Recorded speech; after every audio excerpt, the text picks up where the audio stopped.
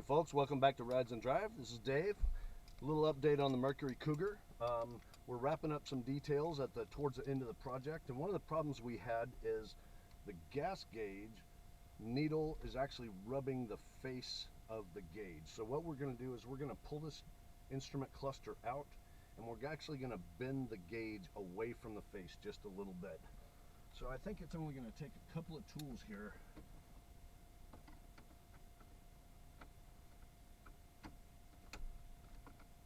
Phillips head and I think a quarter or maybe a 5/16 nut driver. That one's missing.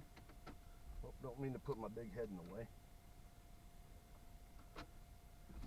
Pull these screws out of this bezel.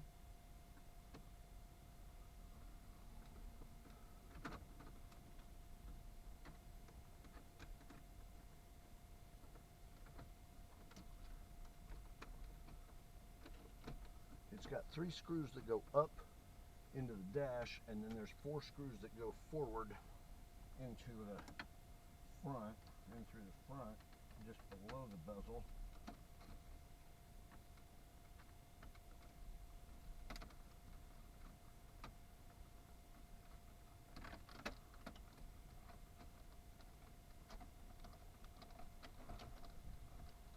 Oh, there goes my shade. I hope you don't get some glare on the camera. There we go. Here.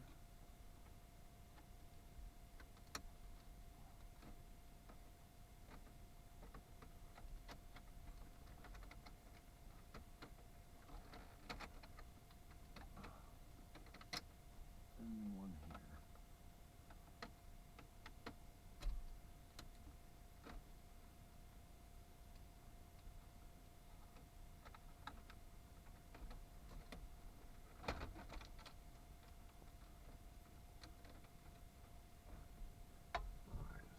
Screws aside. We'll just rotate this down and then out the side like this. And then we have access to the instrument cluster itself. But before we get that out, the tightest thing holding this in is actually the speedometer cable. And so the first thing you have to do to get access to this is you have to unplug the speedometer cable to pull it out enough to get to the other connections in the back. And the way to reach the speedometer cable is to remove this clock. A lot of these cars didn't come with this clock. This is an option.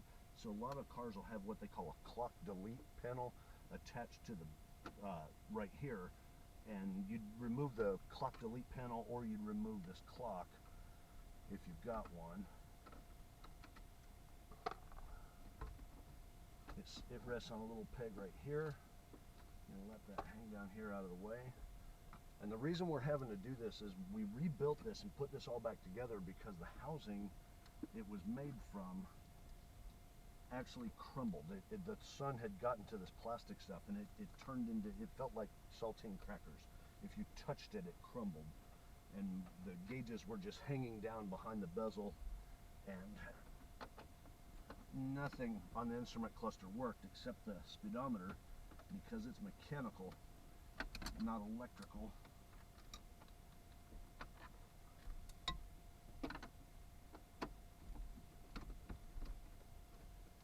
These are all number 2 Phillips screws.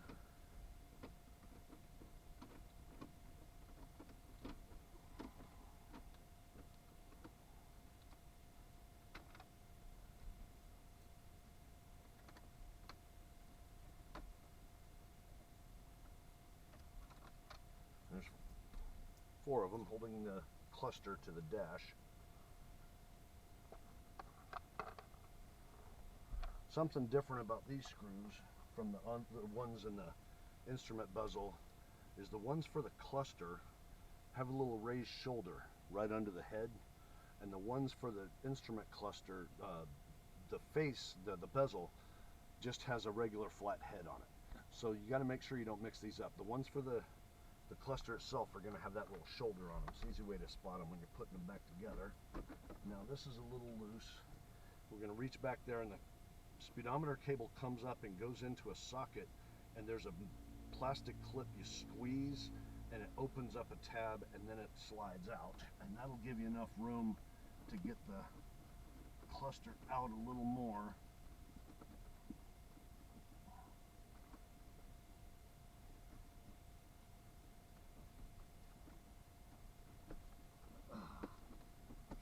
It is hard to reach.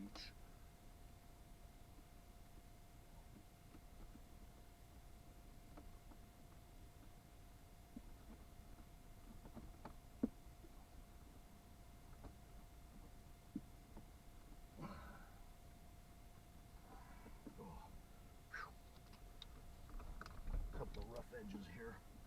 I wish I had 2 more elbows. Let's make this easier.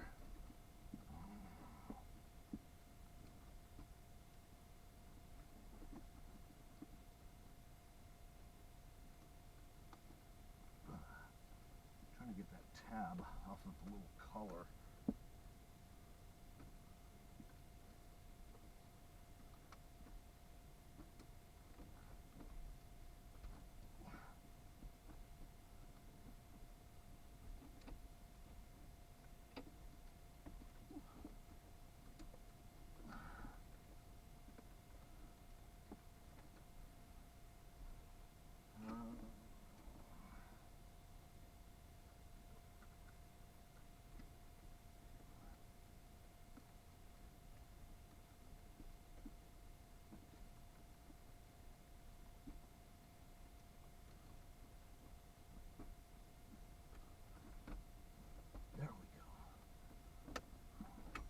Complicated little wiggling game. After you get the speedometer cable to wiggle loose, there's a little tab you push in and then the collar slides off. After you do that, then you've got to get the big master electrical plug. It comes in, it's kind of long and flat like this, and it comes into a slot, and there's a tab on the top and the bottom that you have to squeeze to remove, and it's located right about here.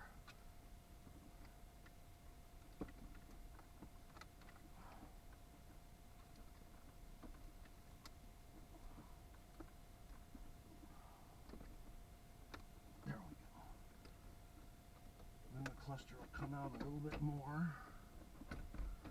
It normally hangs up in these little blocks at the top, so you rotate it forward a little bit, and then it'll come out, and there's one light socket that's a quarter turn, and you release that. And what we're after is we want to get this lens face separated from this right here in the back, from this cluster housing. This is the one we bought that someone 3D printed. My dad found it online, and it took a little bit of modifying to get it in there to work. Had to do some cleaning up with a drill bit, but you expect that with 3D printed parts. They're not, exact science. They measure with a micrometer made by Ford or something, but we got it to work, and everything seems to be working electrically. Temperature gauge works, the fuel gauge is working. But like I said, the needle is just bent up against the face. So we're going to separate these, and that's where our little 1/4 inch screws are going to come into play around the edges. We're going to go ahead and take those out. Got a 1/4 inch driver here.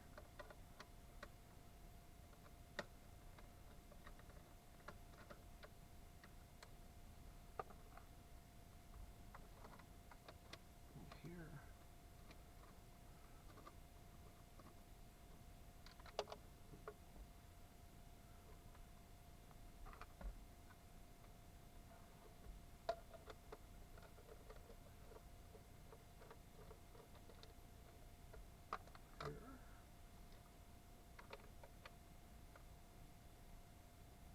This is one of those spots where it was a little bit close. I ground off, but apparently still a little bit tight against the socket.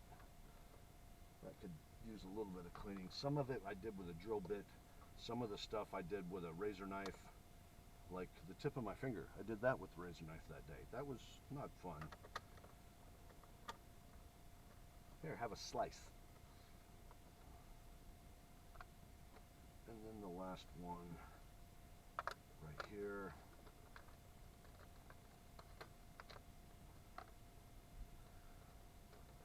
And that'll give us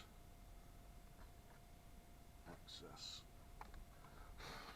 to our cluster. And then what we're going to do, oh, I need a little tiny screwdriver.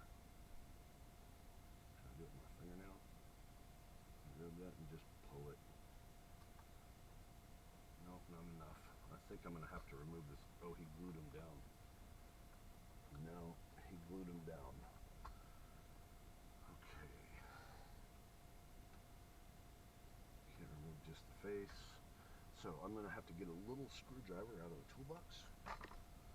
I'll be right back.